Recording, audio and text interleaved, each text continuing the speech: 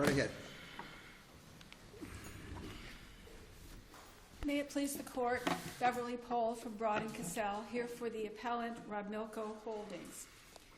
This case is at its heart a case about a closely held corporation that is hopelessly deadlocked.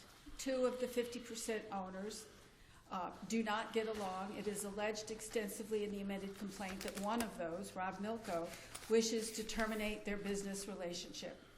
Accordingly, 4 of the counts of the multiple count complaint sought dissolution of the corporation and partition of the properties that are owned by the corporation. We know that it is a difficult argument to persuade this court that a Florida court has the power to dissolve a foreign corporation, but it is not absurd, as the appellees have argued.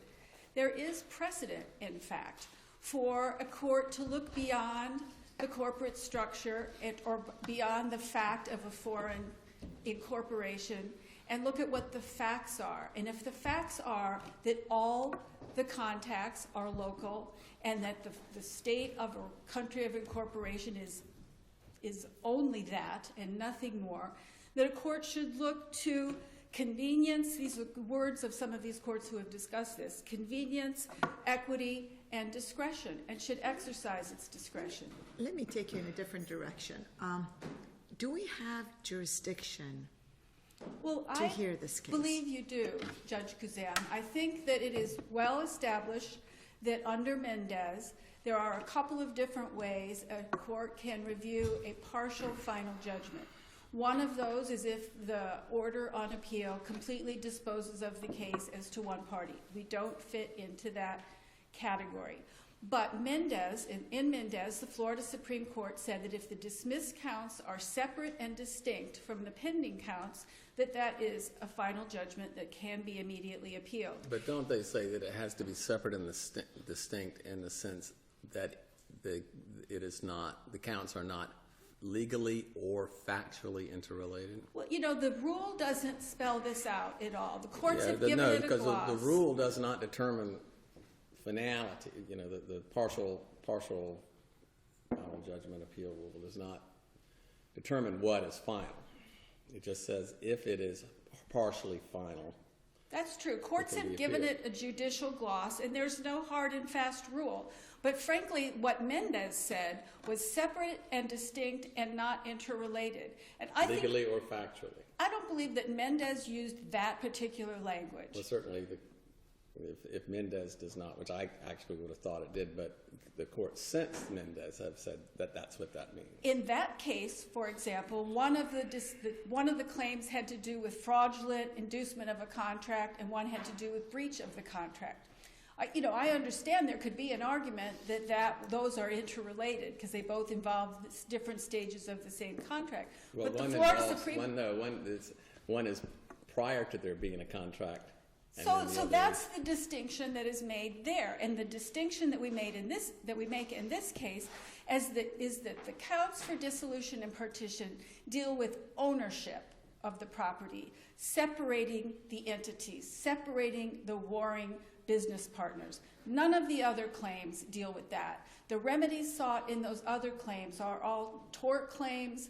There's one for unjust enrichment, fraudulent transfer, certain types of claims that all result in damages being paid. But all based on the same set of facts. Well, some of the facts are overlapping. There's no question about that. But in every multi-count complaint, some of the general allegations of fact overlap. That is not the dispositive question. The dispositive question is, can you separate them on some legitimate basis? And here you can, because frankly, ending the business relationship is the crucial sort of heart of this case. And by saying that you cannot only not end the business relationship at this stage, nor was the trial court willing to even consider hearing factual development and to consider what any number of alternative equitable remedies, puts the parties in an untenable position, which some courts have called a legal vacuum, where you know there's a wrong going on. There is certainly an allegation of a wrong going on. There is a remedy needed, whatever that is, whether it's judicial dissolution or But the allegations receivership. of the wrong going on that justifies the dissolution are the very wrongs that you're going to litigate in the other counts, right? Some may, but because the remedies are different, I think you can make a principled decision that they are. But if the trial court were to find there were no wrongs going on in the other counts, then there would be no need to dissolve the corporation, so they're all kind of, and if he does find that there's, I mean, it seems like they're all kind of tied together. Well, but some of the things are not essential. Some of the wrongs that the complaint seeks damages for are not essential to the dissolution, and certainly. So if some are and some aren't, that automatically makes these counts appealable. I don't think there's anything automatic in this context. You know, even the cases that dismiss for lack of appellate jurisdiction when someone tries to appeal in order dismissing fewer than all counts, those cases begin by acknowledging that there is a time and place for hearing such an appeal, and then they typically analyze the counts. So I don't think there's anything automatic about it here. Well, here's where I'm coming at, though. If seems like from a judicial economy type of thing, it'd be better you heard all these things at one time. If the trial court finds there's some wrongs and then refused to dissolve, that is a good appellate issue. If the trial court found there were no wrongs, but went ahead and dissolved anyway, that would be an appellate issue. If the trial court, you know, whatever he did, it seemed like we could take care of all better at one time, seeing the whole. But sometimes judicial economy is not the only significant concern. And I would point to the case, I forget the name now, but the Appellate submitted it as a supplemental authority. And that was a case where this court treated an appeal, found an appeal improper under the partial final judgment rule, but treated it as certiorari. Why? Because there was something going on that made it inherently unfair to leave the person who was seeking to appeal in that position for the remainder of the case. And so to remedy that unfairness, the court treated it as a certiorari and granted relief. And I'm saying here that it would be inherently unfair, given the breadth of these allegations of the problems that are existing in this corporation, where Rob Milko has been alleged to have been completely shut out of its operation, completely divested of any opportunity to share in the multi-million dollars of profits, that calls out for some interim remedy at the very least. We were denied that in the trial court. So what this court could do by exercising jurisdiction and considering the issues, the merits issues that we have, is consider whether dismissal on the pleadings was entirely premature here. You know, the trial court even acknowledged at page 256 of the record that she had the power to grant a receiver over a foreign corporation. So why dismiss? Because counts 1 and 2 both asked for the appointment. You didn't ask for a receiver, did you? We did ask for a receiver in both the wherefore clauses of counts 1 and 2. And the courts that have talked about this notion of dissolving a foreign corporation, even when they weren't willing to go that far. You asked for dissolution and the appointment of a receiver, both requested relief in the same count? Yes. Okay. There are various alternative forms of relief sought in the wherefore clause. But those courts who have not been quite so willing to consider dissolving a foreign corporation, at the least have said, we're going to not dismiss, we're going to let this case develop on some facts to see if, in fact, some alternative equitable relief is appropriate. And it certainly is here. Otherwise, you're going to have a conglomerate business, multi-million-dollar business being operated by one of 2 equal business partners to the complete exclusion. Is this the only venue in which you can seek the dissolution of the corporation? Perhaps not, but it is the appropriate venue where every single activity... Even though it's not organized under the state of Florida? I'm sorry? Even though it's not organized under the state of Florida?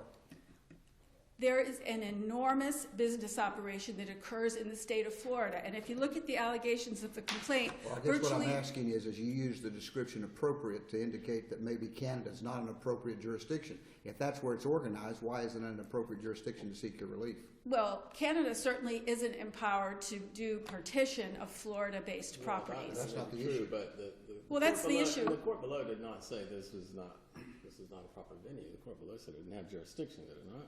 It did. But it has jurisdiction to grant the alternative remedies that we're talking about. And I think it was so overwhelmed with the Well, idea. The court did not dismiss the whole case. Pardon me? My understanding of the procedural posture of the case is the court has ruled on several motions to dismiss several counts, with the remaining motions to dismiss continuing. That's true, but none of the all other of the counts are challenged, correct? In the They motion to are. dismiss. None of the other counts grant the essential relief of separating Rob Milko from Margaret Antonier within the Miramar Development Corporation, top of the heap corporation. None of them provide that relief. And so what you would have here is Rob Milko being completely shut out with no remedy, even though the Florida statutes... Except to file a dissolution petition in Canada. And if it did so, whether or not it did so, frankly, the Florida trial court is empowered to grant a receiver, an ancillary receiver, to control the operation of the businesses while that proceeding goes on. And So your argument today is that she should not have dismissed these counts because even if she didn't have jurisdiction to dissolve, she did have jurisdiction to appoint a receiver, and you asked for that, so she should not, she was wrong in dismissing those counts. that's true, and I would take it one step further. Is that argued here? Yes. I saw all about dissolution, but I don't Oh, remember no, somebody saying. there's an extensive argument that she should have considered the alternative remedies, and it's not simply the receivership. The statute allows really any... And you specifically said, Judge, you have jurisdiction to appoint us a receiver, so therefore you should not dismiss this count. Maybe if you feel you don't have jurisdiction on the dissolution, you can just kind of ignore that part, but you ought not to dismiss because we still are entitled to a receiver. Well, You made that argument to the judge. certainly they were urging dissolution, but the notion of alternative remedies was argued below and argued in this court and is available under the statute. If I could just turn to the merits, I forgot to say that I wanted to reserve 3 minutes for rebuttal. I'm not quite sure where I You're am fine. in Go my ahead. time right now. But aside from dissolution, I wanted to move to partition, which is another interesting thing, because partition is a sort of a different animal from dissolution, because it, while governed by statute, also is an equitable remedy. And we're relying very heavily on the case of Kay versus Key West Development that says when a partition is sought and there's a corporate entity holding property, it is not improper to look beyond that corporate entity, look to the realities, and you can grant a dissolution. And that's the sort of equitable relief we're seeking in this grant case. a partition. I'm sorry, partition. Yeah. So Kay provides a remedy for us in counts 4, frankly. 3 is the statutory remedy, I believe. But Kay provides a remedy under count 4 that there's really no reason for the court to have rejected on the pleadings. This case really cries, a case with such extensive factual and legal allegations, cries out for a little more factual development than what we have here. I mean, even in the Appellee's brief, they say, Miramar is not a Florida-centric business doing exclusive business in Florida. Well, we've alleged that it is. So if they're taking the position that it isn't, then we've got a factual dispute here. And maybe we never are able to prove that. Maybe we're never able to persuade a court that some Florida remedy should be granted here, but maybe we can. And so to dismiss it on the pleadings, leave these parties in the untenable situation that they're in, is really not required by Florida law, and I think that's very important. The court below acknowledged that neither party cited a controlling case in Florida on dissolution. Everyone's looking to cases from everywhere else, and I can't take issue with the long string cited in the answer brief that many courts have found you can't do this. But they shouldn't take issue with the cases that we've cited where courts have said, you know what, the more modern view is that you consider this more akin to forum nonconvenience. You look to where is the action? Where are the parties? Where are the witnesses? What's going on here? And should we grant some relief? And that's very difficult to do on the pleadings. And so what we're seeking here is to have an opportunity to do some discovery and try and persuade the trial court that some remedy, whether it's dissolution, which we think could be available in these circumstances, or whether it's a receiver or an injunction or some type of equitable remedy is appropriate, we'd like to be able to show that because we think it's available under Florida law. It's plainly available under the statute that allows an ancillary receiver whether or not a receiver has been appointed in the state of formation. So the court's acknowledgement of that, that she had the ability to appoint a receiver, and yet her unwillingness to do that, her unwillingness to look at alternative remedies is really inconsistent with Florida law, even though this is pretty much a question of first impression. I mean, we don't find any authority on the question of dissolution of a foreign corporation.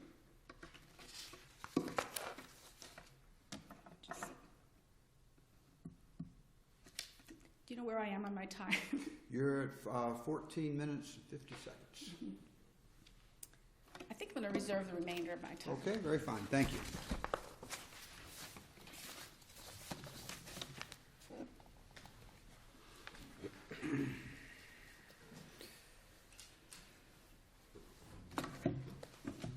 May it please the court, Morning. Chief Judge Davis, Judge Northcutt, Judge Kazam.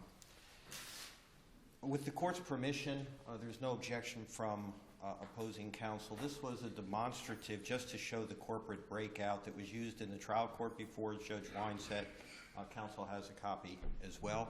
I know you probably can't read it except for the top line. That may be all you really need to take a look at. We can move it closer. Would that be all right, Your Honors?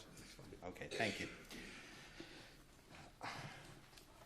I'd like to start out that I think on the jurisdiction issue that Your Honors were asking opposing counsel about, I can't make a better argument than you did. It seems to be that when you have 15 remaining counts, when all of the facts are inexorably intertwined and they relate to every count, that there seems to be a lot more judicial labor. That's why we don't have piecemeal appeals. And for example, only 4 of the counts were disposed of at the first hearing. We may be going to 2 or 3 or 4 hearings to dispose of the rest. So just from the sake of judicial economy, I couldn't agree with the court more. It seems quite a lot of resources going into the piecemeal appeals that are going on. But I'd like to move on, if there's no other questions on the jurisdiction issue on the dismissal of the appeal, then I'll move on to the merits of the case in any event. Of course, the court can resolve it on the dismissal in front of this in this court. What I'd like to point out to the court to begin with is this is a simple case that deals with subject matter jurisdiction. It deals with standing to bring suit, and it deals with the concept of corporate separateness, which is absolutely enshrined in the law. The trial court actually hit the nail on the head. Judge Weinstead apparently did a lot of heavy lifting, reviewed all the cases, and came to the absolute correct legal conclusion.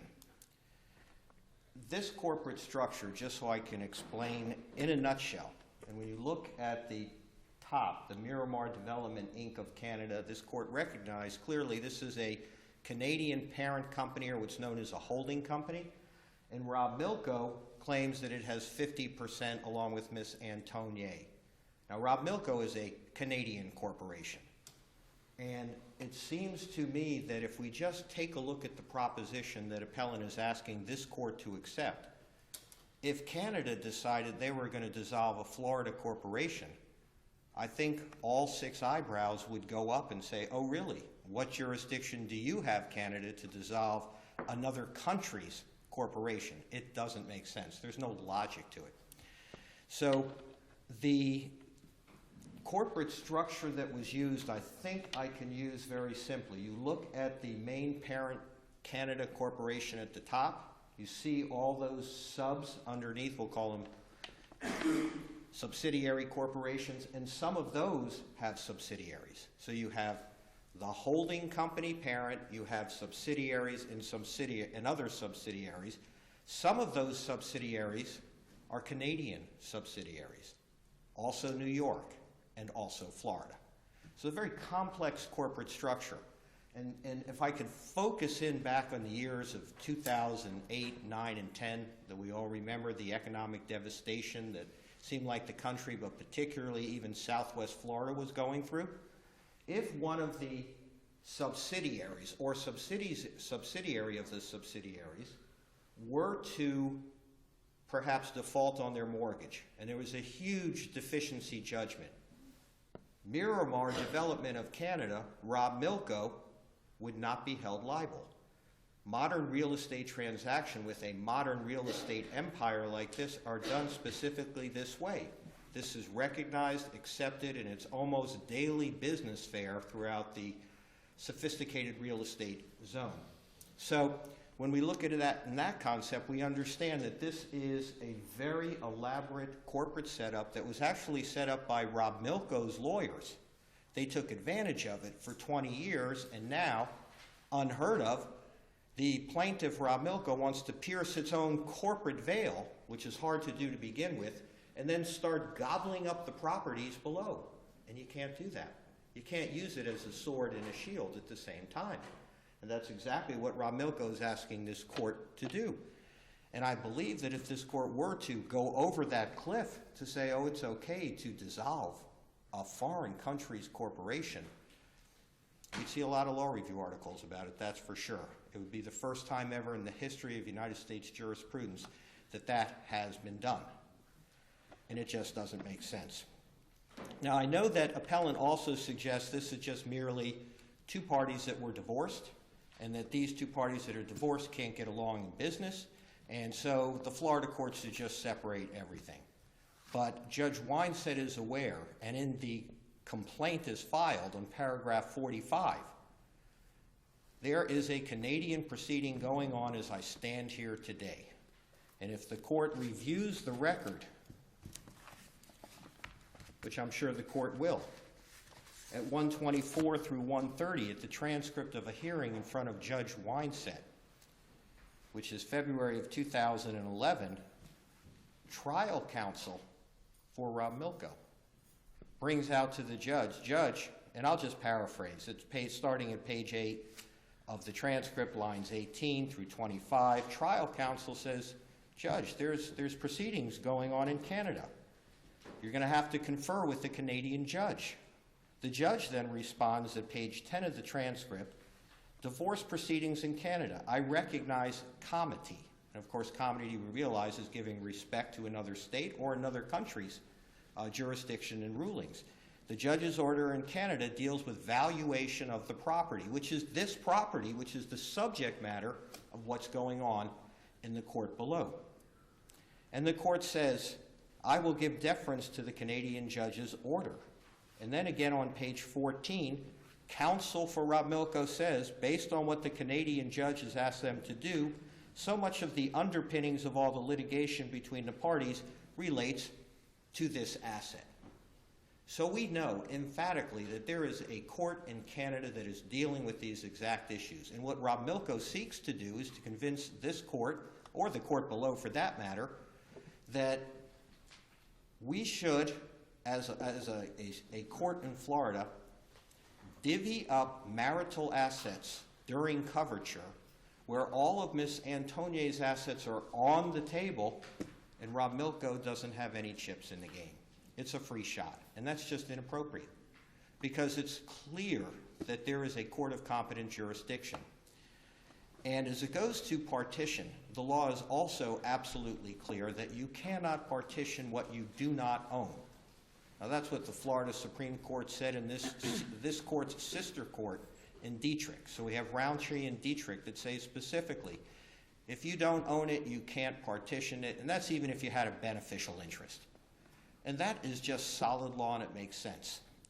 Now, this court asked actually some very telling questions about the receiver. Rob Milko actually asked for a receiver and then withdrew it.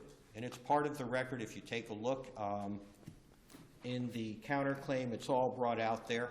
So that they asked and then they withdrew that as well. And I cannot see, accepting any argument, that Rob Milko is without remedies. First off, there's 15 counts remaining, so we don't know what's going to happen there. Secondly, we know that the Canadian court has jurisdiction. If they want to apply up there, for a receiver, and quite frankly, we don't know why they haven't. We have our own theory. Perhaps they don't want to subject the assets of Rob Milko and the other plaintiffs to receivership, but that's just a theory. I'm not stating it as a matter of fact. And there are absolute remedies that Rob Milko has in Canada. So there is no jurisdiction based at this time on the motion to dismiss that we have before this court. The complaint absolutely intertwines every single set of facts. I don't mean to repeat myself. I'm getting to a conclusion is where I'm going. I just want to make sure it's clear for the court. And as far as this court is concerned, if the court determines that in fact you believe that the case should go forward on this appeal versus the dismissal in this court, I would just like to cite a couple of cases to the court, if I may. It won't take long. I hope I still have time, Chief Judge. In the dissolution, the Circuit Court of Appeals, Second Circuit in 1913 says that it's for the state of incorporation to decide dissolution. The Court of Appeal of Louisiana, these are just the highlights, in Valencia Bartels, states that it is controlled by the state or country of where the corporation was incorporated. Porciello, these are all cited in Appellate's brief. It's well settled that a foreign corporation is controlled as to dissolution by the laws of the domicile and not affected of the laws which are intended to govern dissolution of corporations under local laws. And one court, the Court of Appeals in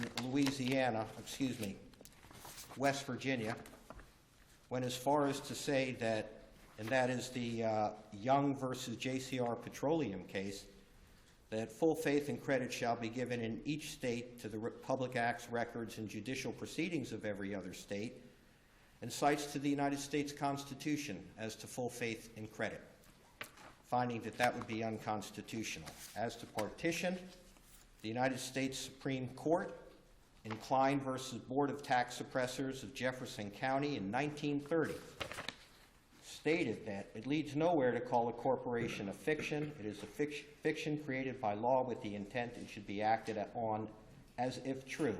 The corporation is a person, and its ownership is a non-conductor that makes it impossible to attribute interest in its property to its member. Therefore, a shareholder in a holding corporation has no ownership interest in subsidiaries. Additionally, Roundtree versus Roundtree is cited that the trial court relied very heavily on, has great language. I'm going to move even quicker. And Dietrich versus Winners is well out of the 4th DCA.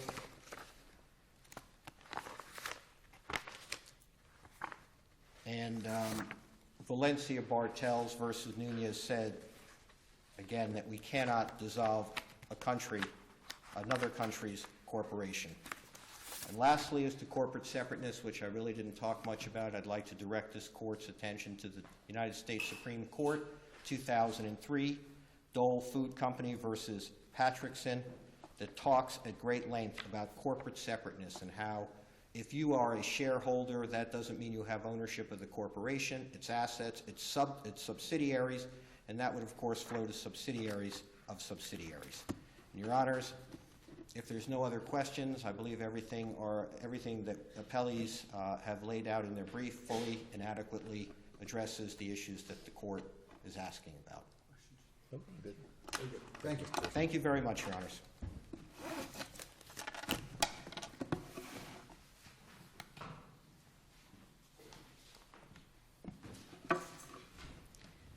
This is an appeal arising from an order on a motion to dismiss. The only thing that you look at are the allegations of the amended complaint. And all of the discussion about what may or may not be going on in Canada is not properly before this court. Only paragraph 45 addresses the fact that there are some proceedings ongoing in Canada. They are not described. They're not elucidated. It just says that there are some post-marital dissolution proceedings between Antonio and Robert Miller, and they involve some claims that she has. So whatever was discussed, the law here is that you look at the allegations of the complaint. The comment that counsel made about the withdrawal of the receiver is irrelevant. There was some proceedings earlier, but regardless, later, the amended... Let me ask you about that. We're reviewing what the decision the trial judge made. If the issue is put before the trial judge and he made a mistake, we have the right to say, Judge, you shouldn't have made that mistake. If the issue was put before him and then withdrew and he never made a ruling on it, are we supposed to go back and say, hey, Judge, you were wrong because you should have ruled on something they didn't ask you to rule on? That's why this was a misleading argument, because subsequent to the previous emergency motion for a receiver, the amended complaint was filed, which did incorporate a request for a receiver in counts 1 or 2. So whether there was a need for an emergency receiver was a separate issue that was resolved earlier. But the amended complaint is now the operative complaint, and it seeks a receiver. And it seeks a receiver properly under the statute. Notably, counsel's argument was silent about the Kay versus Key West decision. I am not going to repeat what I said about it, but I would certainly ask this court to read it carefully, because it provides precisely the equitable partition relief that we seek in these very unusual circumstances. And it does not require a showing of misconduct by the other side. So for that reason, the allegations in these other counts that do in fact involve some misconduct are not relevant. They're not inextricably intertwined, and in fact they are separate and distinct from the counts that were dismissed. This is a big case involving a lot of properties, a lot of money, and if this order is affirmed and the parties are required to litigate for what might be years, and no kind of interim relief is available during that time, it would be an injustice. And I believe that this court has not the appellate jurisdiction to rule, the discretion to rule. It's appropriate, and dismissal on the pleadings in this case was entirely premature. Maybe we can prove our case, maybe not, but the facts should be developed, and this court should reverse. Thank you both. Thank you. With that, we have completed our docket, and we will stand adjourned.